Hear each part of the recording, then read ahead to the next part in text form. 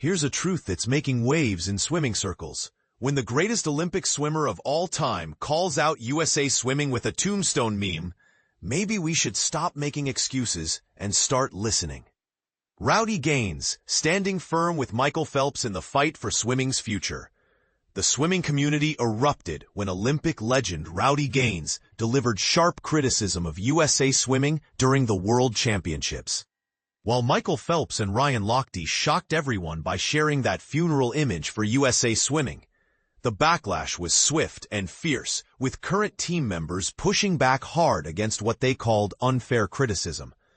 But here's where it gets controversial. Gaines isn't backing down. Instead, he's doubling down with a message that's bound to spark even more heated debate. When Michael Phelps speaks, smart people pay attention. Here's the reality check nobody wants to hear. Michael Phelps doesn't need the drama. The man who redefined what's possible in a swimming pool posted that tombstone meme for one reason, because he sees something broken that desperately needs fixing. That image wasn't clickbait. It wasn't a publicity stunt. It was a direct challenge from someone who knows what championship culture actually looks like. When you've dominated the sport like Phelps has, you earn the right to speak uncomfortable truths. And this is the part most people miss.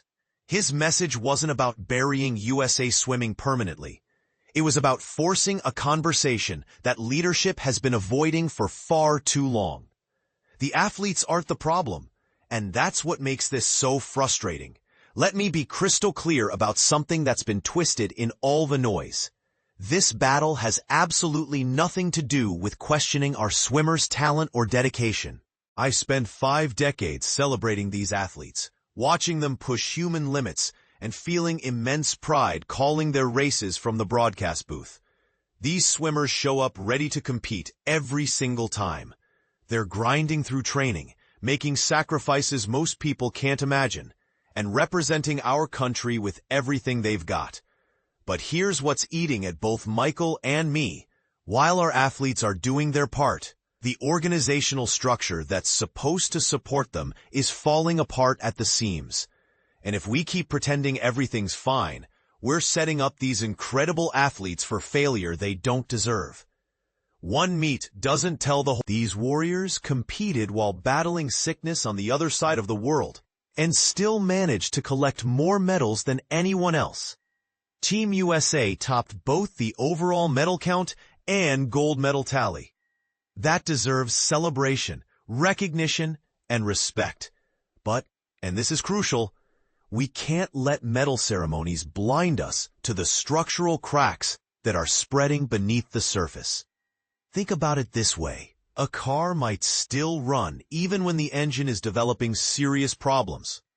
But if you ignore the warning signs because you're still reaching your destination, you're setting yourself up for a catastrophic breakdown when you need performance most. This isn't about diminishing one competition's results. This is about recognizing a dangerous leadership vacuum that's growing wider every month. The leadership crisis nobody wants to discuss. Here's a fact that should alarm every swimming fan. USA Swimming has operated without a chief executive officer for an entire year. Not weeks, not months, a full year. That's not a temporary setback. That's organizational chaos. With the Los Angeles Olympics approaching rapidly, every day without clear leadership is a day we can't get back. I want to acknowledge the dedicated people working inside USA Swimming who are genuinely trying to make things work. The new national team director deserves recognition for stepping up. Coach Greg Meehan earned serious respect for managing an incredibly difficult situation in Singapore under circumstances no coach should face. But asking these professionals to operate without permanent leadership, without a clear organizational vision, and without the support infrastructure they need isn't just unfair. It's setting them up to fail. Our foundation remains strong, but the structure above it is cracking across America. Swimming clubs continue developing world-class talent every single day. These local programs are the backbone of our sport, turning out swimmers who can compete with anyone on the planet. The grassroots level is thriving. Our coaches are delivering results. Our athletes are exceeding expectations. The foundation of American swimming remains rock solid. But when the organizational leadership above that foundation starts crumbling, it threatens everything built below it. Without proper direction, resources, and strategic vision from the top, even the strongest foundation can't support what's being asked of it. If we don't address these leadership failures now, we risk losing the competitive culture that made Team USA the global swimming powerhouse. Board members, your leadership moment has arrived. If you're serving on the USA Swimming Board right now, this crisis lands squarely in your lap. The question you need to ask yourself, honestly, without spin or excuses, is simple. Is this the leadership standard our sport deserves? If your answer is no, then step up and lead. Not next quarter. Not after more committee meetings. Now. Real leadership means more than managing existing problems. It means inspiring people, setting a clear direction, and taking ownership when things go wrong. This is your moment to prove whether you're there to lead or just occupy space. The daily conversations that led to this public stand, Michael and I have been talking almost every day for the past year, not about creating controversy, but about protecting this sport's future, about ensuring the next generation gets the support they deserve, about maintaining the excellence that generations before us built. Michael didn't share that tombstone image for personal gain. What could he possibly need from the swimming world that he doesn't already have? He posted it because he cares too deeply to watch this sport drift without direction. Neither of us wanted this to become a public battle. We tried working through proper channels first. But when private conversations don't create change, and when the clock is ticking toward a home Olympics, sometimes public pressure becomes the only tool left. Setting the record straight on entitlement. Let me address something that's been misunderstood from my AP interview. When I used the word entitlement, it wasn't criticism of our current athletes. It was about a mindset that used to define American swimming at its peak.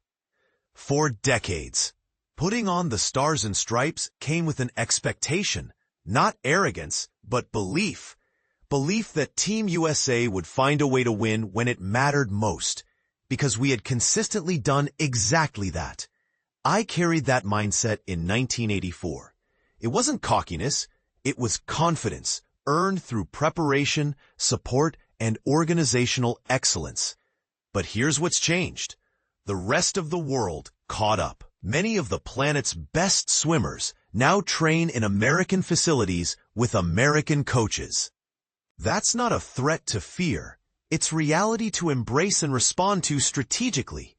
If we want to maintain our position at the top, we need to evolve, adapt, and lead again. That requires organizational leadership that matches our athletes' dedication. Los Angeles 2028. The opportunity we cannot waste. I experienced a home Olympics in 1984, standing on that podium in Los Angeles with my gold medal. That moment shaped everything that came after in ways I'm still discovering. Most athletes never experience competing for Olympic gold in front of their home crowd.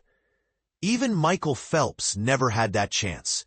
This generation will get exactly one opportunity to live that dream. We cannot, we must not, squander that once-in-a-lifetime moment because of leadership failures that could have been fixed years earlier. We owe it to these athletes. We owe it to every young swimmer watching from pool decks across America with dreams bigger than they can articulate. We owe it to the sport itself. The clock is ticking, but solutions are still possible. This isn't unfixable, yet, but solutions require honesty, not spin, action, not delays, courage, not silence. This message isn't about creating drama or division within the swimming community. It's about urgency. It's about protecting what previous generations built while positioning the next generation for success they've earned through their dedication. Fixing this will require every voice in the swimming community, athletes, coaches, parents, fans, and yes, even media members who care more about the sport's future than avoiding uncomfortable conversations. If you genuinely care about swimming's future, start having these tough conversations with your local swimming leaders, board representatives, and club officials. Ask the questions that make people uncomfortable. Demand the standards our athletes deserve. But here's where I want to hear from you, and this might be controversial. Do you think Michael Phelps and I are being too harsh, or not harsh enough? Are we protecting the sport's future, or creating unnecessary division when unity is needed most? Should legendary swimmers stay quiet about leadership problems, or is speaking up exactly what the sport needs right now? The comment section is yours. Let's have the debate that USA Swimming's leadership seems afraid to have.